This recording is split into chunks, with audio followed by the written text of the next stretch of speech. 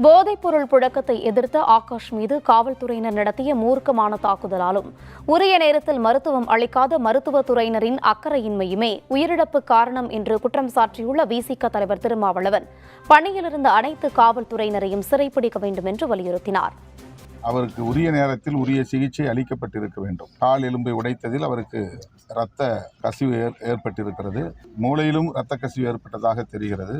ஆனால் அதற்குரிய சிகிச்சை சிவகங்கையிலும் அளிக்கப்பட்டதாக தெரியவில்லை, மதுரையிலும் அளிக்கப்படவில்லை. எனவே அவருடைய உயிரிழப்புக்கு காவல்துறையினரின் மூர்க்கமான தாக்குதலும் மருத்துவத்துறையினரின் அலட்சியமான போக்கும் காரணங்கள் என்று தெரிய வருகிறது.